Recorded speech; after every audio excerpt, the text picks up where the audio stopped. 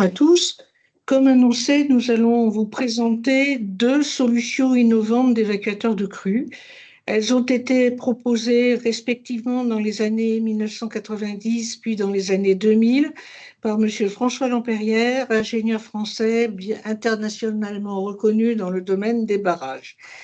Elles ont ensuite fait l'objet de nombreuses études techniques et modélisations hydrauliques.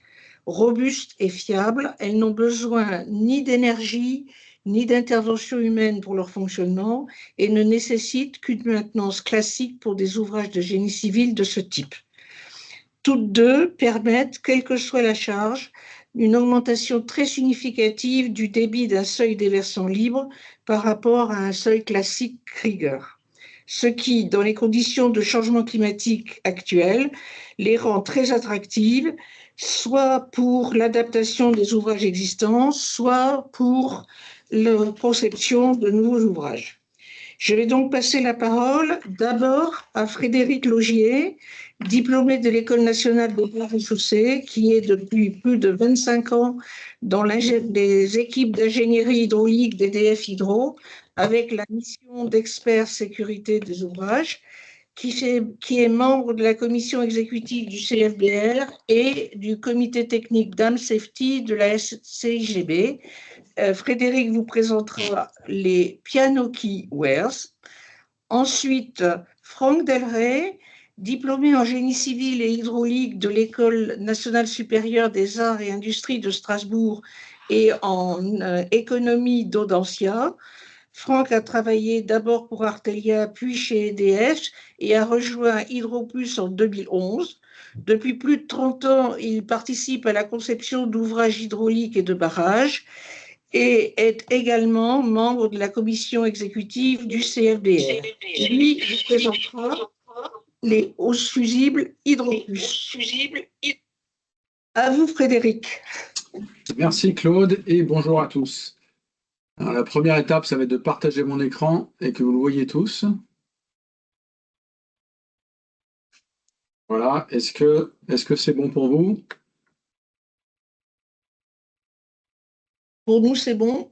Ok, parfait. Très bien. Alors, j'ai un gros quart d'heure là pour vous parler du développement des seuils en notes de piano qu'on appelle PKWare ou piano keyware. Alors déjà, je vais commencer par quelques éléments de contexte. Je pense que tout le monde autour de la table le sait, mais je vais quand même le rappeler. Le risque cru, c'est le risque majeur ou le contexte majeur est de loin de rupture des barrages existants. Le contexte à EDF Hydro en 2005, c'est que en 2005, nos barrages commencent à vieillir un petit peu. À l'époque, ils ont déjà 50 ans de moyenne d'âge. Et très souvent, l'hydrologie est ancienne, obsolète parfois. Et en tant que maîtrise d'ouvrage responsable, EDF décide de lancer un grand screening interne pour interclasser tous nos barrages et identifier et traiter les ouvrages les plus critiques par rapport au risque cru. On avait un projet qui s'appelait à l'époque MRCD, c'était un de nos nombreux acronymes, et qui nous a permis d'interclasser à peu près 230 barrages avec un plan d'action de quelques dizaines de barrages à traiter. Et finalement, à cette époque-là, a émergé le nouveau concept des PKWare, qui s'est avéré pour nous, en tout cas, une bonne idée au bon moment, et qui nous a permis de traiter une partie des barrages qui étaient critiques à l'époque pour le passage des crues. Donc on est vraiment dans une logique d'alignement des planètes et de synchronicité assez incroyable. Alors, le principe du PKWare, il est assez simple. C'est combiner les bénéfices d'un évacuateur à seuil libre, comme vous voyez en bas à gauche, avec ceux d'un labyrinthe, c'est-à-dire un seuil libre avec beaucoup de zigzags et une augmentation du linéaire des versants, qui permet d'avoir une efficacité maximale pour des faibles charges. On parle de 3 à 4 fois l'efficacité d'un seuil Krieger, tout en ayant une emprise au sol minimale qui permet son installation en crête de la plupart des barrages. On voit l'exemple en bas à droite là, du barrage de Raviège. Ce n'est pas le cas des ouvrages labyrinthes traditionnels qui demandent une grande emprise au sol. Et vous avez le petit schéma en haut à droite là où on intercompare finalement un labyrinthe et un PKWare qui ont la même hauteur et qui passent la même débitance. Et ce qu'on constate, c'est que le labyrinthe en question, il a à peu près 11 mètres d'emprise au sol, alors que le PKWare a seulement 3,80 mètres, pour à peu près les mêmes performances hydrauliques. Et donc, les PKWR, dans ce contexte, sont applicables pour la plupart des barrages neufs et des barrages existants, sauf des crêtes ultra minces. On peut vraiment les mettre sur la plupart des ouvrages. Voilà. Alors, la paternité du concept, elle revient, comme l'a indiqué Claude, à François Lampérière et également à Medouaman de l'Université de Biskra, qui ont largement contribué au début des années 2000 au développement et au perfectionnement du concept. Alors, une brève histoire des PKWR. Les seuils labyrinthes, ce n'est pas une idée neuve, elle est presque aussi ancienne que l'hydraulique. Les ingénieurs se sont très rapidement aperçus que si on démultipliait la longueur d'un seuil libre, on démultipliait sa débitance. Et on a l'exemple de cet ouvrage assez exceptionnel, Beni Baden en Algérie, qui est une sorte d'ancêtre de PKWR avec un ratio zigzag ou un ratio labyrinthique qui est absolument, absolument énorme. 50 ou 60 années plus tard, les premiers concepts de PKWR sont développés, notamment via Biskra, l'université de Biskra, Hydrocop. Et puis on peut souligner aussi le rôle du LNHE à l'époque, d'EDF, qui a contribué aussi, et je pense que ça c'est une photo tirée du LNHE, qui a contribué à la mise au point des premiers prototypes. Quelques années plus tard, tous ces développements finalement aboutissent à la publication d'un article de l'Hydropower and Dams de 2003, qui est très synthétique et qui finalement donne les principaux résultats et les conseils de dimensionnement de ces ouvrages. À titre personnel, j'utilise encore régulièrement cet article-là pour faire des prédimensionnements. L'article est très complet. Voilà. Alors l'article était à peine paru que justement sur un des projets de recalibrage d'évacuateurs de crue qui était en place, à EDF, on a décidé de tester, de faire un prototype de PKWR sur le barrage de Goulours, qui se situe dans les Pyrénées ariégeoises en France. Et c'est donc très rapidement, dès 2006, que l'ouvrage de Goulours est mis en service. Voilà. Et pour dire à quel point cette solution était innovante, si on avait un peu plus de temps, je poserai la question et je demanderai dans le fil de discussion, à votre avis, combien a coûté cet évacuateur de crue? Et en général, on va me répondre 1 million, 2 millions, des choses comme ça. En réalité, ce projet a coûté autour de 350 kg €, ce qui est vraiment pas grand-chose. Alors, ok, c'est des euros 2006, mais malgré tout, ça reste la preuve d'une solution extrêmement économique à cette époque. En 2011, on organise en collaboration, notamment avec l'Université de Liège et de l'EPFL, un workshop dédié au seuil labyrinthe et au PKWR, parce qu'on sentait que c'était une idée qui se développait beaucoup. Tout est simple et tout n'est pas cher. Et attention, les micros sont ouverts.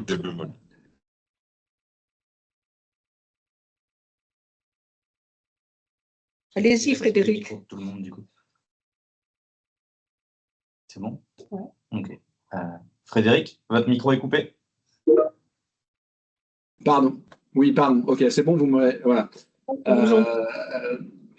Et puis en 2017, c'est l'occasion, à travers le troisième workshop, de faire un petit point. Et à cette époque-là, dès 2017, on a déjà des PKWR un peu partout dans le monde, en Écosse, en Australie, en Inde, en Suisse, etc. quoi. Voilà. Et puis en 2025, on a aujourd'hui à peu près 42 unités qui sont en service, à peu près sur les 5 continents et quelques-uns qui sont en projet. Alors, un PKWR, comment ça marche? Les principaux paramètres géométrico-hydrauliques, c'est le premier ratio qu'on appelle L sur W, c'est ce que j'appelle le facteur zigzag, c'est-à-dire à quel point je suis très labyrinthique. Et celui-là, il va traduire l'efficacité à faible charge du PKWR. Ensuite, on a sa hauteur P, qui finalement est un facteur assez important par rapport aux conditions d'approche et d'alimentation dans les inlets. Et puis, on a un autre facteur qui est le rapport WI sur WO, qui est le rapport entre la largeur des inlets et le rapport des outlets. Les inlets, ce sont les bacs d'alimentation amont, et puis les outlets, ce sont les bacs d'évacuation. Et puis le dernier aussi, qui est un petit peu plus subtil, c'est finalement l'épaisseur latérale des murs, qui peut impacter jusqu'à 20% de la débitance selon la technologie retenue. On comprend bien que si on a des murs qui font 40 cm d'épaisseur et des bacs qui font 2,40 m, 2,50 m, 3 m d'entrée, ça peut avoir un impact sur la débitance de la structure.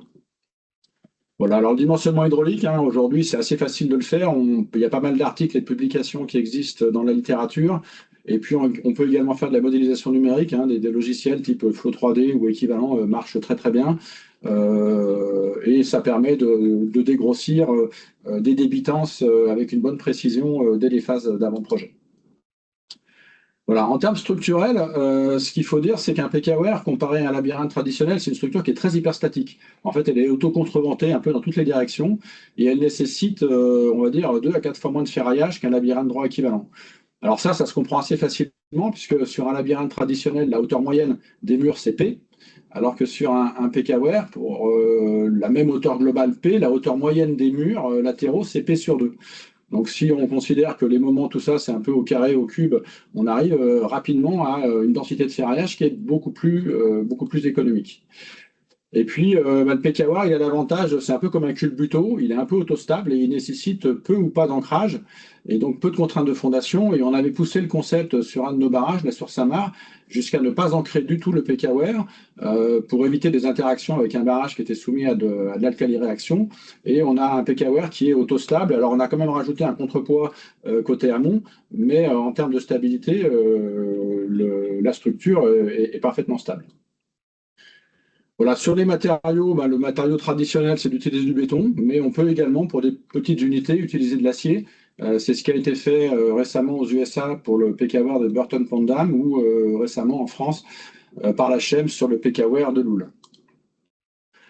En termes de conception, comme souvent pour les barrages, les problématiques qui se posent pour la réhabilitation d'un barrage existant sont assez différentes de celles qui se posent pour un barrage neuf. Je n'irai pas dans le détail de tout cela, mais c'est vrai qu'on ne va pas concevoir la structure de la même manière pour un barrage existant où on est souvent assez limité en termes d'emprise avec des charges hydrauliques disponibles limitées entre la RN et la PHE, alors que sur un barrage neuf, on part de zéro, on part de la feuille blanche et on peut vraiment adapter les emprises, les charges, les PHE, les RN pour optimiser le projet. Alors, une petite synthèse des PKWare réalisés par EDF, on en a réalisé une grosse dizaine depuis entre 2006 et 2017, donc notamment à l'occasion de ce projet MRCD là, de recalibration de nos barrages. Vous avez pas mal de détails dans les articles qui sont donnés en référence plus loin, j'irai pas plus que ça, mais voilà, vous pouvez disposer de plein de données, on a été assez transparent sur des données géométriques, de performance et puis également de coûts. Il y a des détails, notamment dans des papiers du CFBR qui sont disponibles sur Internet et publiés dans les colloques récents 2017-2018. Ce qu'il faut retenir, c'est que pour les PKWare EDF, comme on était sur de la réhabilitation d'ouvrages existants, on cherchait quand même pas mal la performance hydraulique. Et donc, on a des PKWare qui fonctionnent avec un rapport H sur P, donc P la hauteur du PKWare, H la charge hydraulique assez faible de 0,2 à 0,3, ce qui permet d'avoir une bonne performance hydraulique. Et typiquement, pour une charge de 1 mètre, on est sur des débits spécifiques de l'ordre de 9 jusqu'à 11 mètres carrés par seconde pour le PKWare de gage, ce qui est assez intéressant. En termes de coûts et de planning, on a un ratio de coûts, alors c'est toujours difficile à dire, mais de l'ordre de quelques kilo-euros, 5 kilo-euros par mètre cube par seconde qu'on a fait transiter. Et on n'a jamais eu trop de surprises sur nos projets parce que finalement, coffrer un PKWare, c'est coffrer des structures simples, c'est-à-dire des rectangles et des carrés, et c'est répétitif. Donc, c'est pas très, très compliqué à mettre en place. Sur les plannings, on a tout type de planning de 4 mois jusqu'à 24 mois, 2 ans, selon les configurations des projets. Mais ce qu'il faut retenir, c'est que le coût du PKWare lui-même, c'est finalement une toute petite partie du coût d'un projet, on va dire de l'ordre de 25%, et que finalement la performance hydraulique ne fait pas tout, mais c'est surtout les contraintes de projet qui font la différence. Quelle structure aval de dissipation d'énergie, quelle problématique d'accès, d'installation, et je dirais pour un exploitant hydroélectrique, les contraintes et les pertes d'exploitation qui peuvent être bien supérieures au coût lui-même du projet. Alors là, je vous un petit exemple, là, je ne sais pas si vous verrez sans trop de décalage ce petit film en 10 secondes de la construction du PKWare de Malars. Et puis, sur le PKWare suivant, là, le PKWare de la Raviège, c'est une illustration de finalement toutes les difficultés qu'on a pu avoir pour le dimensionnement et la réalisation des structures aval. Donc ici, vous voyez la réalisation d'une structure, d'un radier de protection du parement aval du barrage, avec la prise en compte d'une couverture des évinements existants dans ce barrage. Et puis sur le barrage de Gloriette, vous voyez, le PKWR, il est tout petit en haut. Et puis finalement, le gros des travaux, c'était surtout l'excavation et le creusement du chenal d'évacuation pour ramener l'eau en toute sécurité loin du pied du barrage. Et puis encore une étude de cas intéressante, le barrage de Record sur la Goutte, où là on a carrément remplacé 4 vannes qui étaient quand même assez anciennes et qui auraient nécessité des coûts très importants de remplacement ou de maintenance par 4 PKWR avec une augmentation assez significative de la PHE de l'ordre de 2 mètres à 2,50 m. Mais tout ceci était compatible avec les conditions de stabilité de l'ouvrage. Et on voit que là, on a vraiment transformé la nature même du barrage et on a largement simplifié la vie de l'exploitant qui n'a plus finalement à se soucier de ce barrage-là en crue puisqu'il devient totalement autonome. Voilà, un autre exemple qui a été réalisé en Afrique du Sud, le barrage de Hazelmer, avec les études faites par un GEROP sud-africain, où là on est sur le plus grand PKWR construit à ce jour. Alors les dimensions sont assez impressionnantes. On a une structure qui fait plus de 9 mètres de haut, avec 21 mètres de largeur amont-aval, donc des porte-à-faux quand même de plus de 5 mètres, très impressionnants, et une débitance de plus de 4300 mètres cubes par seconde. Là on voit qu'on joue plus dans la même cour. Et puis le PKWR le plus long, après le plus grand, qui a été construit au Vietnam, et c'est l'occasion là de souligner le grand dynamisme du Vietnam sur le sujet, dû à l'action notamment de Michel Otakam, qui je crois est connecté aujourd'hui et nous écoute, où là on a un très bon exemple d'association pour un barrage neuf de vannes et de PKWR, avec finalement une vallée qui est bouchée par 170 mètres de vannes, c'est-à-dire une dizaine de vannes, et 300 mètres linéaires de PKWR, avec 6000 mètres cubes de débitance apportés par les vannes et 9000 par les PKWR. Et ce qui est intéressant, c'est quand on voit que le projet d'origine comportait 28 vannes et bouchait intégralement la vallée, on a pu le remplacer par seulement 10 vannes et des PKWR, donc on a divisé par 3 le nombre de vannes, ce qui a un gain en CAPEX, donc en investissement très important, en OPEX, en maintenance, de la même manière hyper important, et alors, en termes de sécurité, c'est également très fort, puisqu'en cas de défaillance des vannes, on a quand même une débitance très forte qui va passer par les PKWR. Et tout cela qui auront à peu près le même service, c'est-à-dire des contraintes de niveau d'eau amont, d'inondation des amortissants et des avalisants qui est à peu près identique. À quelques centimètres près, on a les mêmes lignes d'eau amont et aval. Alors, c'est pas du tout intuitif, mais l'hydraulique, souvent, c'est pas très intuitif. Alors là, c'est un exemple, je vais baisser un peu le son, là, c'est un exemple de véritables écoulements qui ont eu lieu sur le barrage de Malars, qui a été équipé par un PKWR en 2013. Et on a eu beaucoup de crues sur cet ouvrage-là, rien que sur 2 ans, entre 2013 et 2015. Et on a pu effectivement requalifier un peu en direct le comportement de l'ouvrage. Donc là, on est sur des petits débits, 50 mètres cubes par seconde. Mais à la fin du film, on a des écoulements qui sont beaucoup plus importants. Je vais aller directement. Donc là, 180 mètres cubes par seconde. Ça se passe de nuit, évidemment. Il pleut, les conditions sont très difficiles pour l'exploitant. Et on a effectivement quelques images de ce qui se passe en réalité.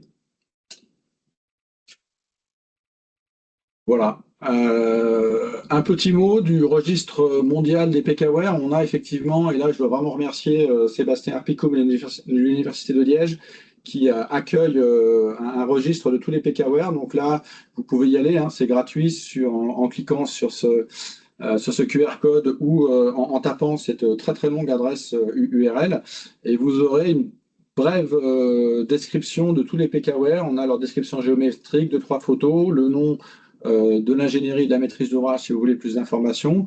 Et ça nous permet de collecter et de faire du retour d'expérience de tous ces projets-là. Alors, ce qu'il faut citer, c'est que sur les PKWR en service, il y en a actuellement 42, en tout cas à notre connaissance, parce qu'on n'a pas forcément l'information. On a découvert et on découvre de temps en temps des PKWR qui sont construits sans qu'on ait forcément l'info. Alors, les 2 pays principaux, sous l'impulsion au départ d'EDF et puis beaucoup de Michel Otakam pour le Vietnam, sont les 2 pays qui ont construit le plus de PKWR, mais on en découvre un peu dans tous les pays et sur tous les continents. En France, on peut citer, en dehors des projets EDF que j'ai cités, le cas du barrage de Loul par la Chem, et puis Gouillère, Assis 2 et Ruchol, qui sont des projets qui ont été développés par le bureau ISL notamment. Voilà, donc en termes de conclusion, on a une solution qui est pertinente et puis économique pour de nombreux projets de passage de crue. qui sont relativement faciles à construire, hein. Encore une fois, c'est des carrés, des triangles avec un peu de console, qui ont l'avantage d'être très fiables en exploitation avec peu de coûts de maintenance. Et qui sont flexibles, c'est-à-dire qu'on peut à la fois les appliquer pour des tout petits débits, hein. Le barrage de Goulours, ce que j'ai montré, le PKWare, c'est de mémoire 60-70 mètres cubes par seconde, et puis le barrage d'Hazelmer en Afrique du Sud, c'est 5000 mètres cubes par seconde, et c'est plus de 9000 au Vietnam, et c'est applicable aussi bien pour des projets neufs ou des projets de réhabilitation. Évidemment, ce n'est pas une solution miracle, hein.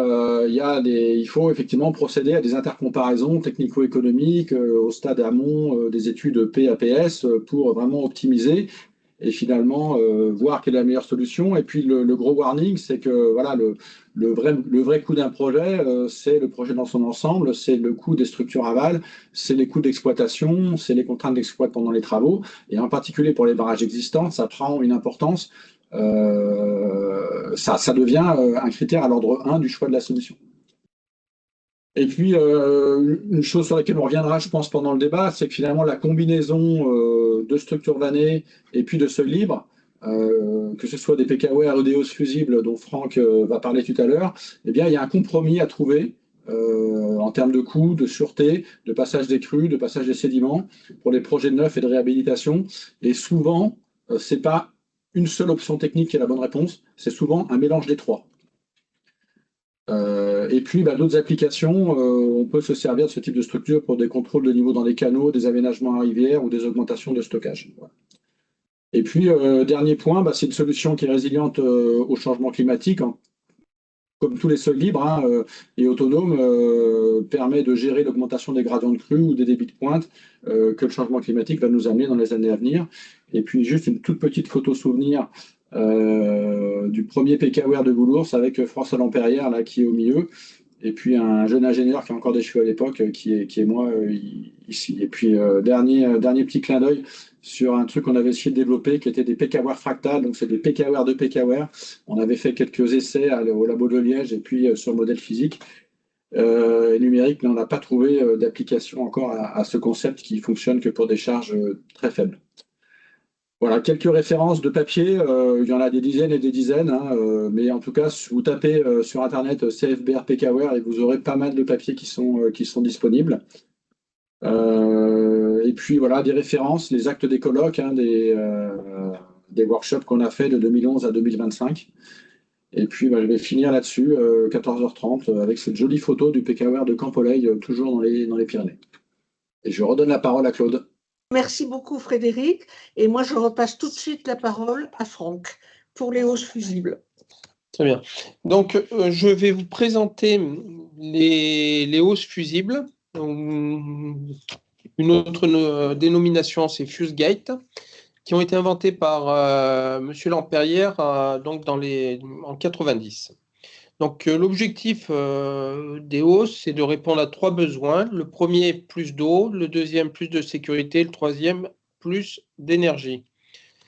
Donc, en quelques mots, au niveau des hausses, aujourd'hui, il y a un peu plus de 80 projets qui ont été faits dans le monde, en France, mais c'est généralement des petits ouvrages. Les plus grandes hausses en France font 4 mètres de haut sur un barrage de VNF. En Australie, aux USA, où on a fait beaucoup de projets, dont les plus grandes hausses du monde qui font 10 mètres de haut, et puis en Amérique du Sud et en Afrique. Donc, Hydroplus est basé à Rueil-Malmaison et on a un laboratoire physique qui nous permet de faire des tests. Alors, qu'est-ce que c'est les hausses? Donc, attendez, j'ai la connexion qui n'est pas top. Alors, donc, comme j'avais dit, plus de volume stocké, plus d'énergie produite, plus de sûreté et plus d'économie sur les investissements. Je vais rappeler brièvement ce qu'est un évacuateur de crue. Un évacuateur de crue, c'est un peu le trop-plein que vous avez dans votre évier de cuisine. Donc, c'est un ouvrage qui est destiné à évacuer l'eau supplémentaire de manière à ce qu'elle ne déverse pas sur le barrage.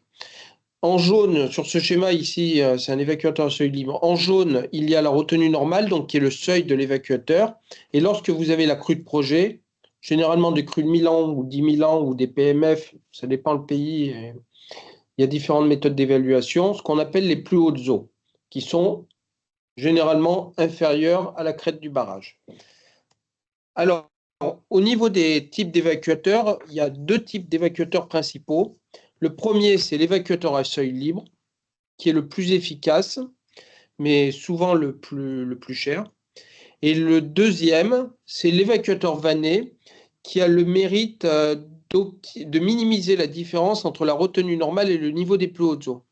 Et donc, quelque part, qui optimise au maximum l'ouvrage parce que vous avez le volume stocké maximal pour une hauteur de barrage donnée, contrairement à l'évacuateur à seuil libre où vous avez une différence. Donc, dans les années 90, M. Lampérière a cherché à répondre à une première problématique, c'était la perte de ce volume en eau. Et une deuxième problématique, c'était d'avoir des ouvrages qui soient complètement passifs pour assurer la sécurité du barrage en cas de crue. Et il a donc inventé ce troisième type d'évacuateur qui est l'évacuateur équipé de hausses fusibles. Alors, un petit film, j'espère que ça va passer parce que j'ai l'impression que ma connexion, elle n'est pas top. Oui, ça a l'air de passer. Donc, ici, on voit un seuil libre sur lequel on pose des hausses. Lorsque vous avez une crue, l'eau va passer au-dessus des hausses et les hausses vont se comporter comme un piquet weir ou un seuil libre, labyrinthe tout droit. Et si vous avez une crue exceptionnelle, lorsque je dis crue exceptionnelle, c'est 100 ans. Aujourd'hui, on ne fait pas de dimensionnement de 100 ans. Donc, lorsque vous avez une crue de 100 ans, celle qui a inondé Paris en 1911, l'eau va monter, on va le voir sur le schéma, et va rentrer dans un puits, va remplir une chambre dessous. Et en remplissant cette chambre, on crée un effort additionnel qui va soulever la hausse et qui va la faire basculer. Les hausses basculent par séquence et après sont perdues. Il est important de comprendre que les hausses fonctionnent comme un fusible en électricité.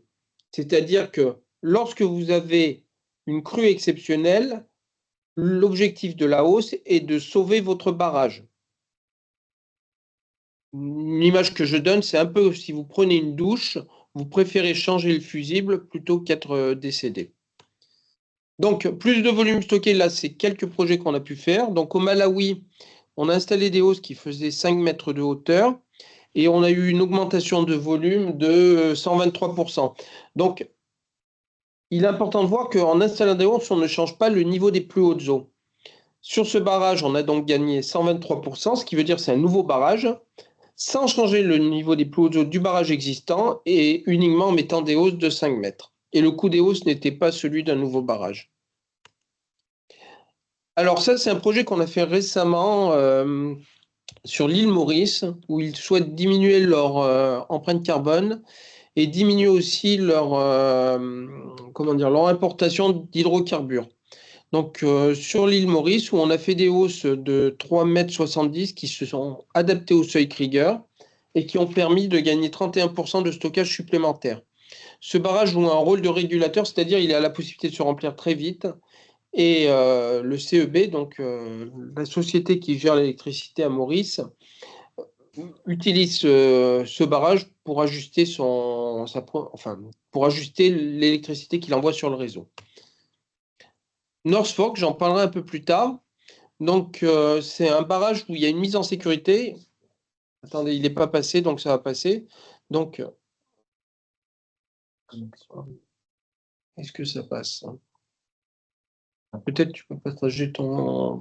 Je ne sais pas si toi tu as une meilleure connexion, Mathieu. Oui, Allez, connectez-vous sur Météor. Non, mais s'il est connecté, il va partager, puis je vais parler sur. On fait juste une bascule sur le partage avec quelqu'un qui a une meilleure connexion que moi. Donc, North Fork. Donc, le barrage de North Fork, c'était donc une mise en sécurité. Suite à une révision d'hydrologie, l'exploitant, qui est la Société des eaux de Hacheville, a eu besoin d'augmenter la capacité de débitance de son évacuateur et a donc construit un nouvel évacuateur de crue qu'on aperçoit ici, là, sur la photo. Le trait rouge représente l'emprise de l'évacuateur enfin la taille que l'évacuateur aurait eu si ça avait été un déversoir équipé d'un seuil labyrinthe. Et donc, on voit qu'au niveau de l'emprise, on est quasiment 3 fois moins large et les économies réalisées sont importantes. Et les hausses faisaient 4,88 m. Donc, on va passer. Donc, voilà. Alors, un projet où on a combiné. Alors, l'idée, et c'est aussi l'idée de ce séminaire, c'était de combiner différents types de déversoirs. Et donc, c'est de combiner un déversoir type labyrinthe ou Pickaware avec des hausses fusibles. L'objectif de ça est de retarder le premier basculement de la première séquence de hausses fusibles. Également, combiner des déversoirs mécaniques avec des hausses fusibles pour augmenter la sécurité. Donc là, Loch-Dorny, c'est un golfe qui possède un barrage. Et donc, si on va plus loin, voilà le projet qui a été fait avec un déversoir labyrinthe qu'on observe en rive droite et des hausses fusibles en rive gauche. Une différence de hauteur entre les deux. Donc, deux objectifs. Un, retarder le premier basculement des hausses. Et deux, s'assurer que le débit envoyé à l'aval reste inférieur à un certain nombre de critères jusqu'à la crue de 100 ans. Alors, est-ce que les hausses, ça fonctionne? Alors, bon, on a eu différents basculements à travers le monde. On en a eu en Afrique du Sud. On en a eu un récemment en France sur le barrage de l'Aguirre. Et on en a eu un aux États-Unis sur le barrage de North Fork que je vous ai présenté précédemment. Donc, le barrage de North Fork est situé en Caroline du Nord. Et il a été impacté fin 2024 par l'ouragan Hélène. Pour donner quelques contextes, parce que nous avons beaucoup de mal à imaginer des faibles probabilités et ce que représente une crue, lorsque l'ouragan Hélène a impacté la Caroline du Nord, il y a eu plus de 800 morts et plusieurs milliards de dollars de dommages. Et la ville n'a plus eu d'alimentation en eau pendant un certain temps. Donc là, on est sur un barrage qui est pas loin de North Fork, qu'on a mis dans cet exemple, qui s'appelle le barrage de Lake Lure, qui est un barrage donc voûte multivoûte et qui pour le coup a déversé. Bon, pourquoi j'ai mis aussi ce barrage? C'est d'une part, il a déversé, donc ils ont évacué les populations à l'aval, même s'il a résisté. Et puis deuxièmement, c'est un barrage que tout le monde connaît, même s'ils ne connaissent pas le nom, c'est là où a été tourné le film de Dirty Dancing et où Patrick Swayze soulève, et j'ai oublié le nom de l'actrice, il faudrait que je la prenne par cœur. Donc ici, vous voyez un peu l'état, ce que ça veut dire la crue et les dommages qu'il y a eu à l'aval.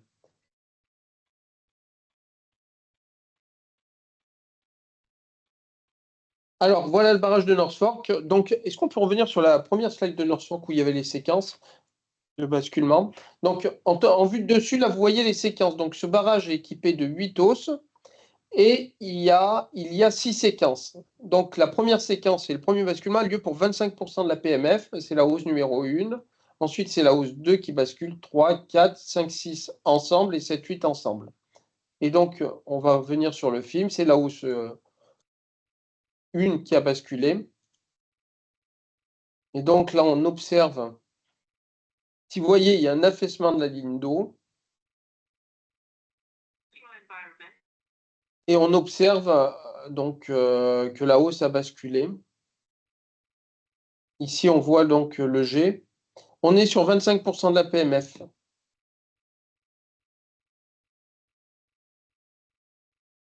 Et ensuite, quelques photos. Donc là, on voit la hausse qui a basculé. Une question qui nous est posée régulièrement, c'est est-ce que le coursier est endommagé? Les éléments ici font 80 tonnes, 5 mètres de haut. Aucun dommage n'a été constaté sur le coursier. Et la hausse, vous la voyez, elle est à l'aval. Bon, une des parois est brisée. Et la reconstruction de cette hausse est prévue, je pense, là, février-mars, à peu près. Donc voilà. En conclusion, alors, les hausses peuvent être utilisées dans différentes situations. La première situation, c'est vous avez un barrage existant où vous avez un seuil libre et vous souhaitez augmenter votre capacité de stockage. Dans ces conditions, équiper le seuil existant de hausse permet de gagner cette capacité de stockage supplémentaire sans rehausser votre barrage et sans changer votre niveau des plus hautes eaux. en France, parce qu'on est entre Français, il y a un projet qui est en cours de réalisation qui s'appelle le barrage de Saint-Géraud dans le Tarn-et-Garonne. Et nous aurons sans doute l'opportunité de présenter un papier au prochain colloque du CFBR. La deuxième possibilité pour les hausses, c'est ce qui a été évoqué par Frédéric, c'est la sécurité. Je pense qu'il y a beaucoup d'ingénieurs qui assistent à ce webinaire et en tant qu'ingénieur, on a tendance à penser que ce qu'on conçoit marche toujours. Notamment qu'une vanne, à partir du moment où on a une vanne, un bouton, on appuie dessus et ça s'ouvre. Malheureusement, dans la vraie vie, ça ne marche pas toujours comme ça. Et lorsqu'on parle de crues ayant des probabilités d'1 sur 1000, on se rend compte que la probabilité que la défaillance des vannes, enfin qu'il y ait une défaillance sur les vannes, est plus importante que la probabilité que la crue arrive. Donc ça veut dire que vous pensez être en sécurité au niveau de votre barrage et vous ne l'êtes pas. Parce que s'il y a une crue que vos vannes ne s'ouvrent pas, votre barrage n'est pas protégé. Et donc il y a une société qui a commencé, et un des premiers cas, ça a été c'est ISL, qui est vraiment une ingénierie innovante, qui a combiné des vannes avec des hausses. Et en particulier sur le barrage de Lampangar, où on a 4 passes, dont une équipée de hausses. Les hausses ne basculent jamais normalement, mais s'il y a un problème de vanne, on passe une quantité importante d'eau. Et le second barrage où il y a ce concept qui a été mis en œuvre, c'est le barrage de Pont-et-Massène en France, qui est exploité par VNF. Enfin, dernier point, sur les projets neufs, ce qu'on a observé, c'est que sur des vrais appels d'offres, la mise en place de hausses permet de réduire quasiment de 10% le coût d'investissement des travaux. Un barrage qui avait été fait en France, le barrage de Puylaurens, il y a des hausses qui ont été installées dessus. Ça a permis de réduire d'1 tiers la largeur de l'évacuateur de crue et donc de réduire le coût d'investissement. Donc sur 100 millions d'euros, si vous avez un barrage à 100 millions d'euros, ça fait 10 millions d'euros de gagnés. Puylaurens est exploité par EDF aujourd'hui, depuis pas très longtemps. Bon, voilà qui donne une vision un peu de ce que font les hausses. Dernier point, et je le vois à droite, en termes de maintenance, les hausses, il n'y a quasiment aucune maintenance. Donc l'OPEX est minimal.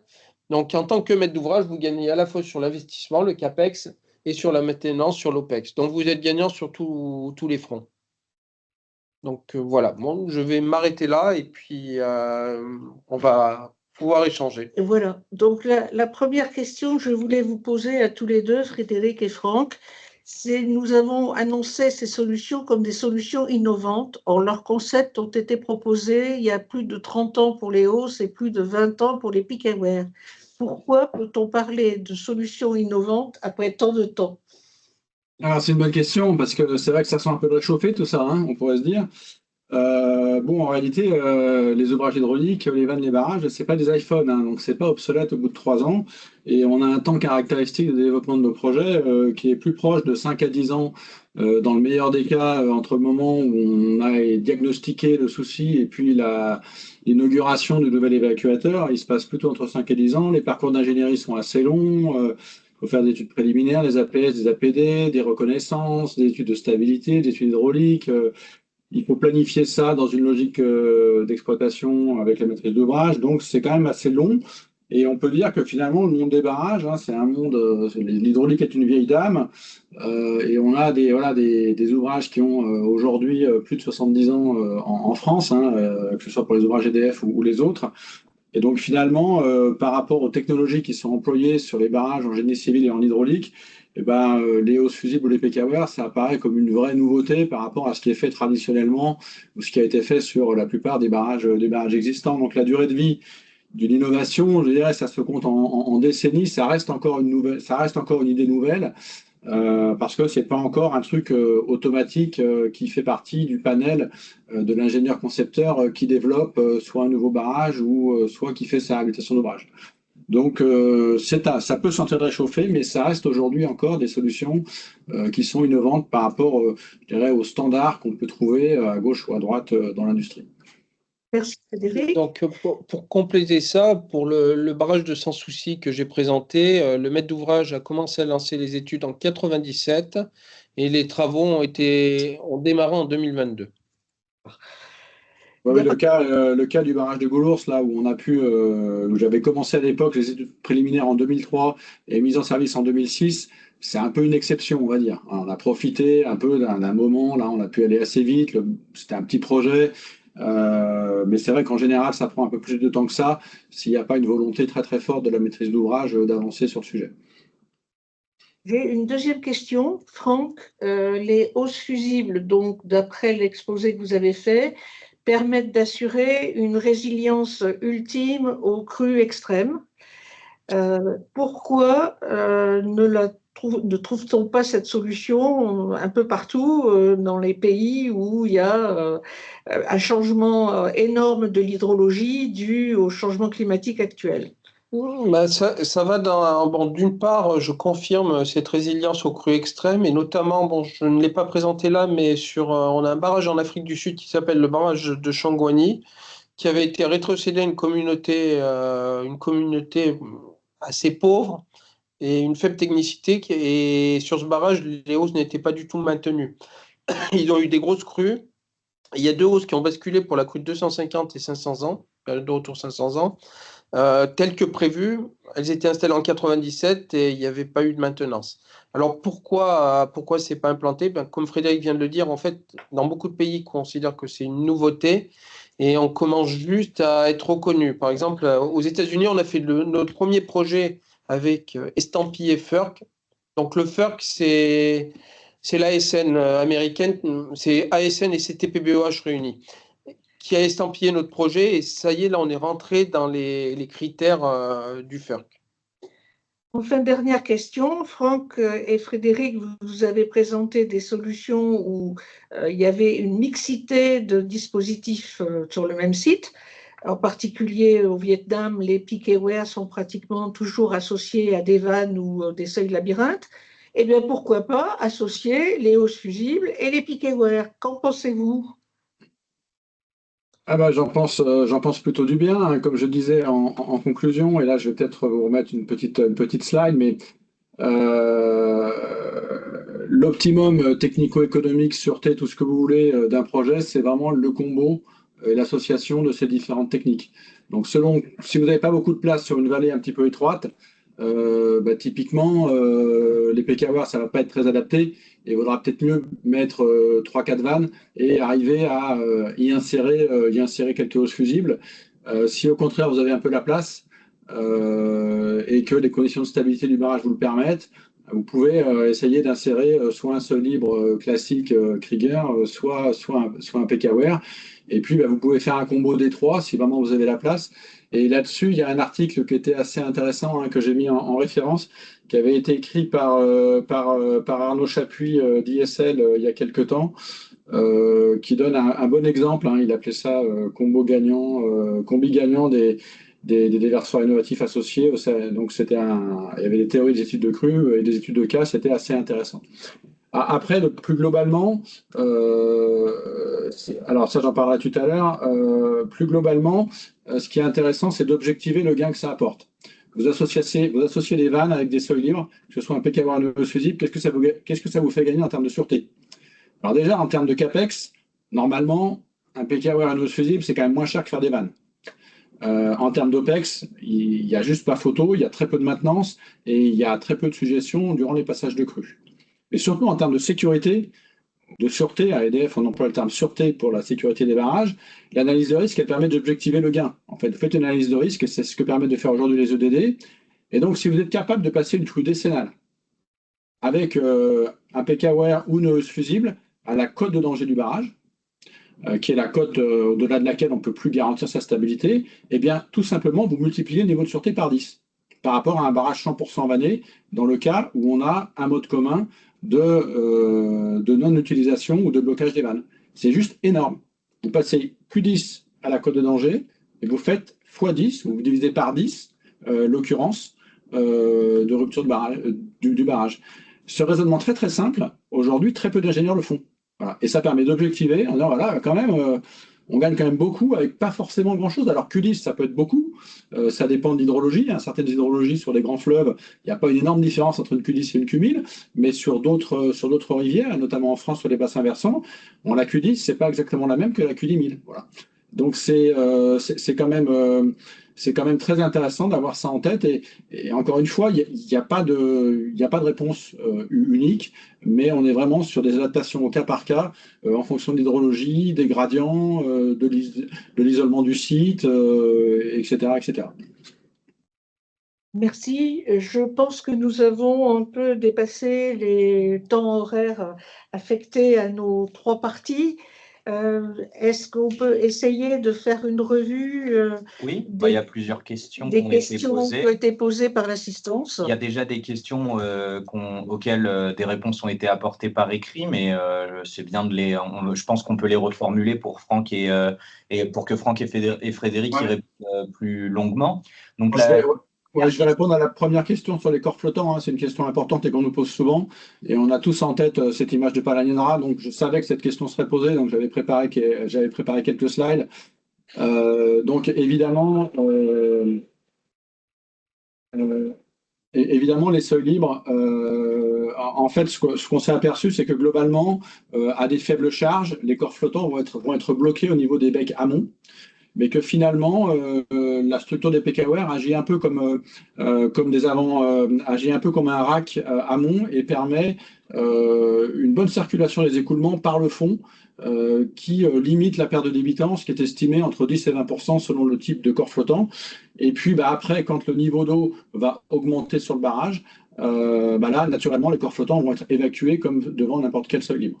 Donc c'est une question qu'on nous pose souvent et qui est tout à fait légitime. Donc voilà, débitance résiduelle entre 80 et 90%. Une publication de Michael Pfister 2013 et puis une thèse de l'EPFL aussi sur ce sujet qui apporte des éléments. Sur les hausses, on observe le même comportement que le PKWR.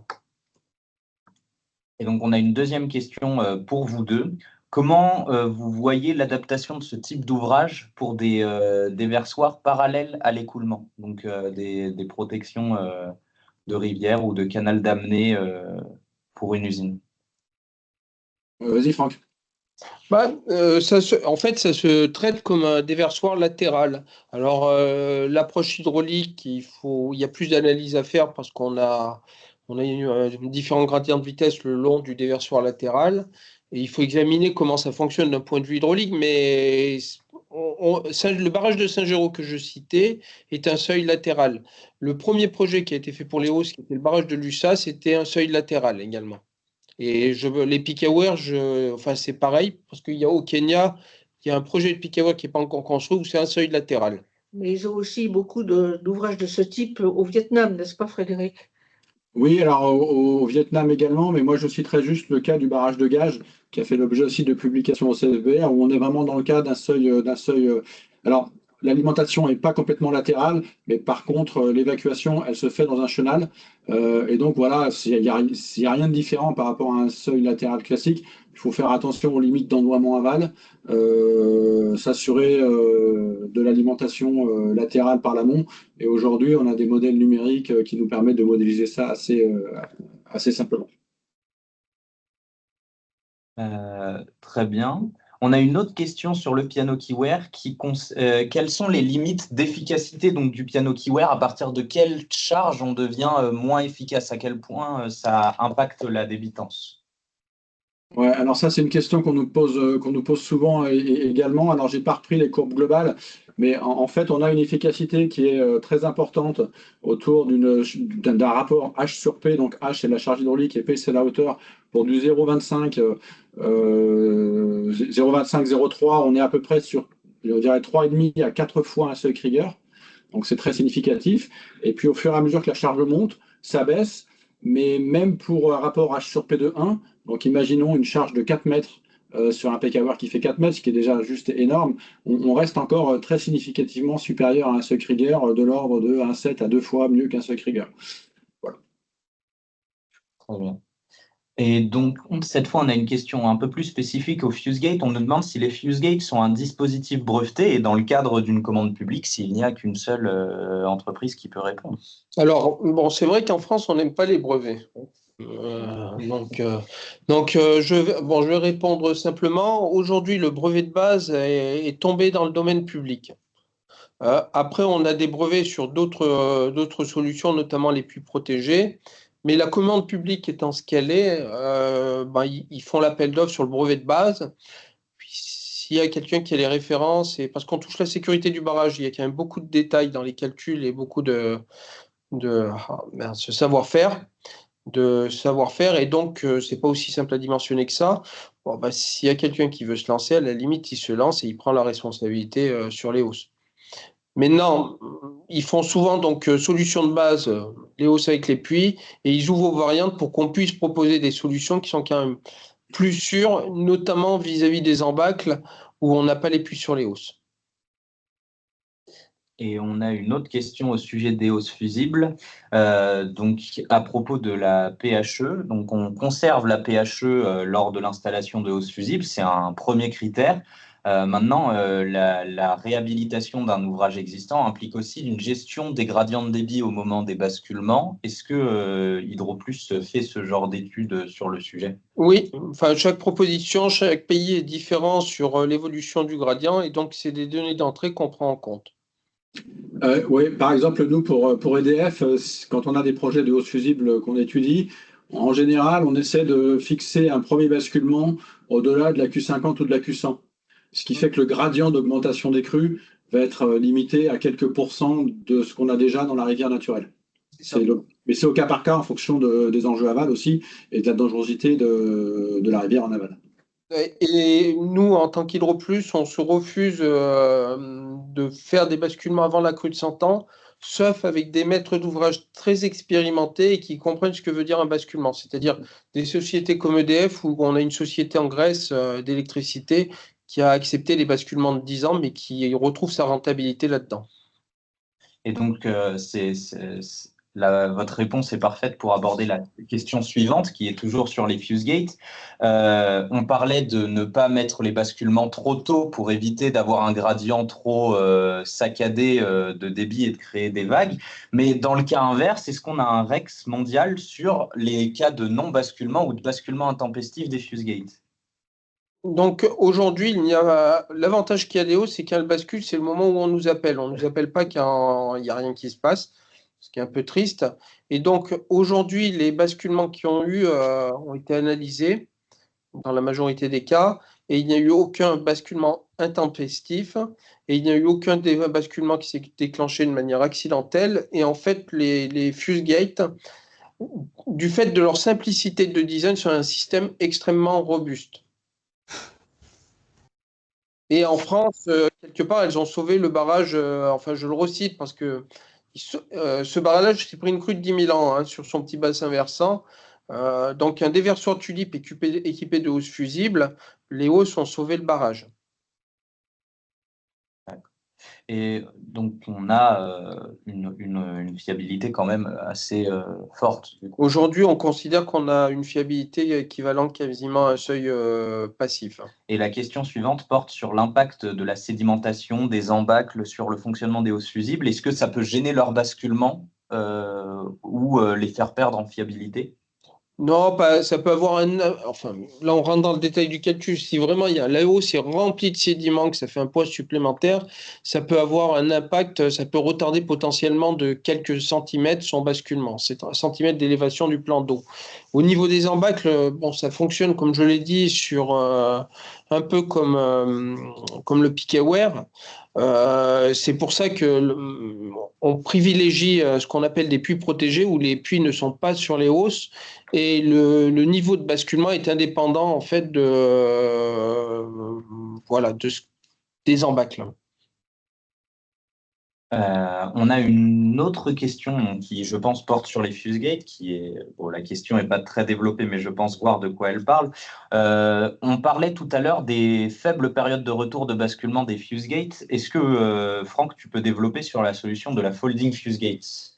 Alors, la folding fuse gate, c'est un concept d'une tôle qui se rabat un peu sur le même principe que les hausses et qui reste en place, qui ne part pas.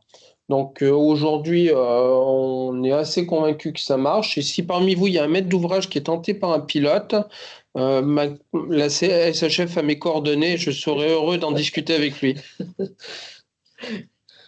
Et toujours sur la thématique du basculement des hausses, on nous demande si Hydroplus fabrique les hausses de remplacement à l'avance ou pas, dans le cas de hausses traditionnelles. Oui, enfin, ça c'est plus le maître d'ouvrage qui le décide, hein. Alors, à Tréoré, barrage de Tréoré, pour Eau du Morbihan, le maître d'ouvrage souhaitait avoir une séquence de basculement pour la remplacer rapidement. Après, le maître d'ouvrage a l'ensemble des documents, donc si la hausse bascule, il peut reconstruire la hausse sans Hydroplus. Mais il y a des maîtres d'ouvrage qui veulent avoir une séquence supplémentaire, ben, on leur fournit une séquence supplémentaire. C'est en fait un élément qui est fourni et qui est stocké. C'est ça. On se perd pas. On se perd enfin en éléments supplémentaires. Et comme ça, si un basculement, le maître d'ouvrage remplace. Mais il faut vraiment avoir conscience, parce que les gens ne réalisent pas, quand vous avez un basculement de hausse, le remplacement de la hausse n'est souvent pas le souci majeur. Sur le barrage de Northford que je vous ai cité, il y a eu tellement de sédiments qui sont arrivés dans le barrage que pendant 2 mois, il y a une bonne partie de la ville qui n'avait pas d'eau potable. Et les restaurants étaient fermés. Enfin, moi, quand j'y suis allé 1 mois et demi après, je n'ai pas pu prendre mon expresso parce que le Starbucks était fermé, hein. Oui, non, il faut quand même rappeler que les basculements de hausse sont en général pour des crues dont la période de retour est supérieure à 100 ans. Oui. On cherche à ce qu'elle soit la plus rare possible. Enfin, c'est ça, et la période de 100 ans, c'est tous les travaux qui ont été faits autour de Paris. Alors, il y a peut-être oui, la crue de 1910, c'était la crue centenaire de l'époque. 1910.